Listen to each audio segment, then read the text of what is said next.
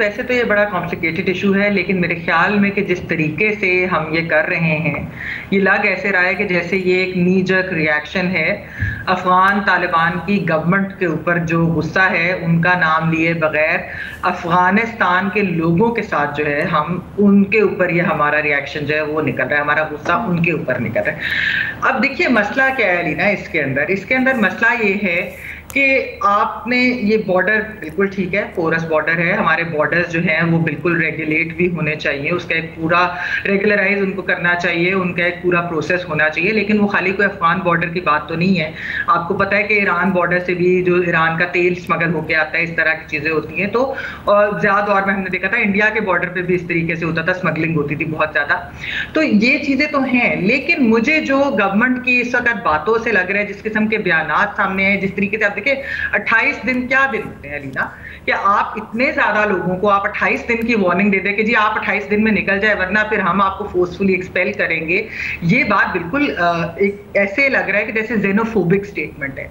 ये इस तरह से लग रहा है कि जैसे कि रेसिस्ट रिएक्शन भी है टुवर्ड्स अफगान्स, टुवर्ड्स जो है एक वो पश्तून कम्युनिटी भी।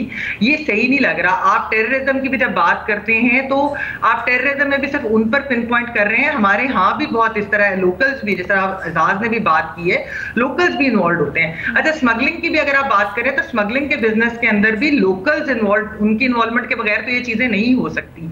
तो असल में मेरे ख्याल में एक स्ट्रक्चर तब्दील करने की जरूरत है और एक पूरे प्रोसेस का एक टाइम होना चाहिए, क्योंकि देखिए 3 फेजेस में आए हैं ना अफगान रेफ्यूजीज या अफगान इमिग्रेंट्स, आप उनको वो सही तरीके से उनका पेपर वर्क है कि नहीं।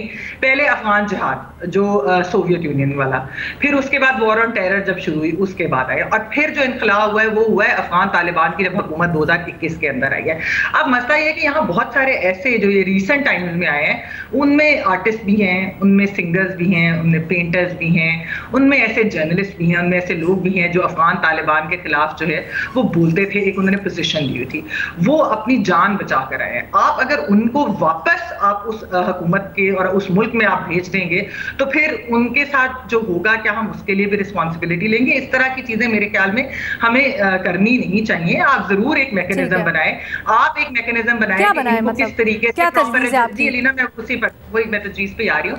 आप इस तरीके से कर सकते हैं कि आप उनको अगर आपने उनको कोई ID कार्ड देने हैं, आपने कोई उनका रजिस्ट्रेशन का प्रोसेस करना है, आपने कोई उनको पासपोर्ट देने हैं, आपने कोई उनको टेम्परेरी सिटीजनशिप देनी है, जो भी है कुछ कंडीशंस के साथ उनके लिए आसानियां पैदा करें, ना कि ये कि वो जो है उनको आप फोर्सफुली बाहर भेजें। और 1 महीने का टाइम आपके टाइम तो खैर बहुत ही कम है लीना, ये तो वही मैं कह रही हूँ, तो बिल्कुल नी जर्क रिएक्शन है। UNHCR के आपने स्पोक्स पर्सन के बयान के हवाला दिया, उसके अंदर भी उन्होंने ये कहा कि वॉलंटरीली जो वापस जाना चाहते हैं उनको आप भेजें, आप फोर्सफुली ना इस तरीके से करें। तो ये वैसे भी पाकिस्तान एक ह्यूमैनिटेरियन ग्राउंड के ऊपर भी अगर एक चीज देखी जाए, ठीक है, मैं ये नहीं कहती कि हाँ अगर कोई क्रिमिनल एक्टिविटीज में इन्वॉल्व है, कोई एक्चुअली टेररिज्म के अंदर इन्वॉल्व है, और अगर आप अच्छा, लेकिन रियासत पाकिस्तान ये समझती है कि पाकिस्तान को अपने मफादात पहले देखने होंगे, उससे बढ़कर कुछ नहीं है। उमर, क्या आप समझते हैं कि अब पानी इतना सर से गुजर चुका? मैं आपका टाइम खत्म हो चुका है। नहीं, सिर्फ मैं इतनी सी बात जरूर करूंगी कि एक जमाने में आपने आमदोरफ्त खुद खोली थी, और वो किस लिए? जहाद एक्सपोर्ट करने के लिए, जहाद भी एक्सपोर्ट करते थे।